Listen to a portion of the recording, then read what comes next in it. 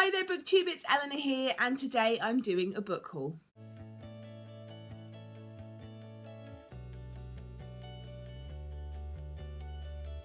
So I recently went on a booktuber meetup and I met up with lots of my lovely friends off booktube. There was so many of us there. It was such a wonderful time and we had a great day with some book shopping, and we also did a few book swaps and swapped some books with each other that we were sort of getting rid of. So I want to show you those quickly first before I get into all the lovely books that I picked up on the day. So firstly, recently I listened to the audiobook of Every Heart is a Doorway by Seanan McGuire, and I really loved it. It was a 5-star book for me, and so I will be doing a Audible video soon with a roundup of maybe 5 or 6 Audible books that I've listened to, because I've been loving audiobooks recently and I've been loving Audible. So I will be doing a bit of a video on that, talking about some of the narrators that I've enjoyed and some of the books that I've listened to and what ratings. But the lovely Mercedes was getting rid of her hard copy book of it, and as you know I like to keep 5-star reads, so it's great to now have a physical copy of this book for my shelf because I absolutely loved it. And then next up, Mercedes was also getting rid of The Lauras by Sarah Taylor.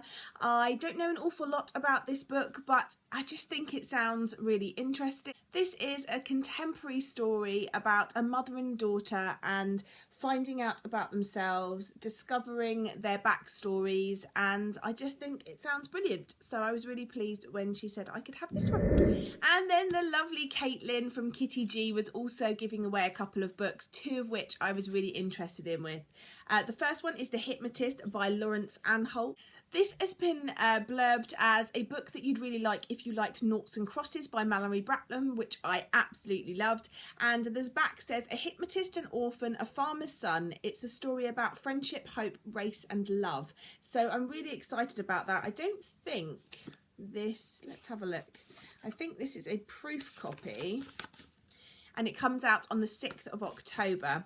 It says it is 1963 in the American Deep South and race defines everything. Is it possible for a young black boy to have great expectations? So yeah, I'm really excited to give this one a go. And then another book that she was sent that she didn't think was up her street but was right up mine is Jennifer Niven's new book, Holding Up the Universe. I really enjoyed Jennifer Niven's All the Bright Places, and so I'm really excited to get into this one. This is the story of Libby and Jack. And Libby is a larger girl and people don't seem to be able to see past her weight. And Jack is very popular, very in with the crowd, but he has a secret that he can't recognise faces, which is an actual medical condition which I'm quite interested in. So I'm excited to see how this works and how she's written it, and I've been hearing really good things even from people that weren't so keen on her first book. So and I loved her first book, so I'm hoping that this one will be a brilliant read as well. And now for the books that I picked up myself. I didn't pick up too many, a lot of these were second hand, but I did purchase a graphic novel and a comic from Orbital Comics in London, which is a lovely comic book shop. I love it. I wanted to pick up issue 8 of I Hate Fairyland, and I'm sorry, I'm just covering a swear word that's on the front of there, that's why I've covered that up. But this is issue 8 and I can't wait to carry on with this series. I also picked up volume 3 of Jem and the Holograms. I am absolutely loving this series. It's brilliant and just very reminiscent of the original series on series cartoon, and I'm loving it. It's just a great story, great fun, so I can't wait to get into volume 3. A couple of books that I picked up before I went, because I did pick up a few. I think there's 2 here that I had ordered and they arrived, so I wanted to put them into this haul. One is Did I Mention I Miss You by Estelle Mascame. I've read books 1 and 2 in this series. Book 1 I thought was okay. I think I gave it 3 stars. Book 2 I really enjoyed. I think I gave 4 or 5 stars. And then this is the conclusion, which is the 3rd book in the Dimmerly series. If you don't know about this story, it's the story of Eden and Tyler. They are stepbrother and sister who form a relationship, and it's about the trials and tribulations that go along with that and the sort of social pressures and conventions. And yeah, it's a really good series and I wanted to complete it because I really did enjoy book 2. Recently, I read Bitter Greens by Kate Forsyth and I fell in love with it. I read it as part of mine and Janet from Swirly Girly Reads, a fairy tale retelling. It's a retelling, well, it's not a retelling of Rapunzel, but it's a book that incorporates the story of Rapunzel within it. And I just fell in love with it and I wanted to find out what else Kate Forsyth does. And she's written a book called The Wild Girl. And I believe this is about a group of girls that live next door to the Grimm brothers. And I think one of them falls in love with one of the Grimm brothers, and I just love her writing, so I can't wait to try this one out and see what I think. Then on for the books that I picked up while I was out with the lovely ladies. There's 5 books, they're all secondhand, picked up in my favourite secondhand bookshop in London. So the first one is And I Darken by Kiersten White. This is an ARC copy and I've wanted to try this. I've been hearing great things. It says, if anyone is going to kill you, it will be me, understand? Her brother nodded, snuggling into her shoulder. Will you protect me until the day I kill you? No one expects a princess to be brutal, and Lady Dracule likes it that way. Ruthlessness is the key to survival for the lineage that makes her and her brother special and makes them targets. And I Darken. And I believe that this is a modern or a twisted tale of Dracula's daughter, or Dracula's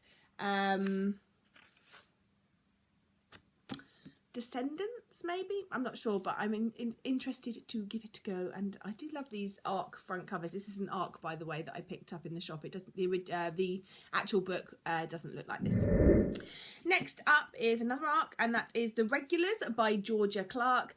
This was recommended to me, or at least explained to me, by Jen Campbell. She said it's sort of the Dorian Gray for the girls' generation, and it's got a bit of sort of Pretty Little Liars feel to it as well. So I just thought, yeah, that sounds great. It says best friends Evie, Krista and Willow are just trying to make it through their mid-20s in New York. They're regular girls making their way on the corporate ladder, making sense of online dating and making the rent, until they come across Pretty and magic tincture that makes them, well, gorgeous. Like supermodel drop dead beautiful. Who could blame them from exploiting this gift as unexpected doors begin to open? But there's a dark side to Pretty too, and all the gloss fades for these modern day Cinderellas. There's just one question left. What are they willing to sacrifice to stay pretty? And I love the cover of this, and it just sounds really good, so I can't wait to see what I think. This one I think I've seen somewhere and I wanted to try it out. I've got a feeling I saw it on Melbourne on my Minds channel. I really love her channel. If you don't watch her, you should definitely check her out. And I'm not sure if she loved it or whether it was just sort of an okay read for her, but it piqued my interest, and that is The Last Days of Summer by Vanessa Ronan. It's the story of a brother and a sister. Something's happened, the brother's been in prison. The sister is now grown up and has 2 children of her own. He comes out of prison and goes to live with them. There's obviously something that's happened in their past, and it's the story of what happened, so I'm intrigued. It sounds like a thrilling story. Next up, I picked this one up just because I thought it sounded a little bit like Chocolat by Joanne Harris, but with a twist, with an Indian twist. So it's called 100 Shades of White, and it's by Preeti Nair. And the blurb says, a magical novel of mothers and daughters and the mystical power of food. It's the story of 2 girls and their mother. They live with their grandmother in India, where their mother and grandmother concoct these magical recipes, and they are then sent for by their father to London. So they all traipse over to London to meet with him, and he disappears and leaves them penniless, and it's about the mother's quest to find a life for them and to make a life for them where they are, and I think it just sounds really good. And the final book I picked up was very much on a whim, very much from reading the inside flap, because I'm obsessed with books set in Asia and anywhere that's not England really, but mainly I love anything set in Asia, and this is called The Fortunes by Peter Ho Davis. I've not read The Welsh Girl, which it says here is one of his other novels. I loved the cover of this, and the story just sounds brilliant. It says, spanning 150 years, this brilliant, powerful and iconoclastic novel recasts American history from a fresh and unfamiliar angle, following the fortunes of 4 Chinese characters. Ah Ling, the son of a prostitute and a white ghost hoping to strike it rich in 1860s California. Anna May Wong, Hollywood's first Chinese star, forbidden to kiss a white man on screen. Vincent Chin, attacked by a pair of Detroit auto workers in 1982 simply for looking Japanese. John Ling Smith, a biracial writer visiting China to adopt a baby girl. Exiles and orphans, disowned and disorientated, each of these divided selves strives to find his or her true identity. Drawing on historical figures and his own mixed race experience, Peter Ho Davis explores with wry wit and heartbreaking insight what it means to look like a foreigner in a country you call home and feel like one among those you most resemble.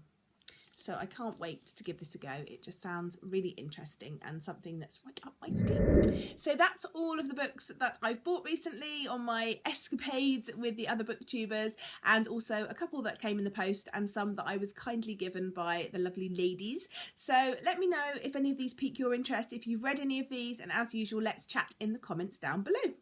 Bye for now, booktube.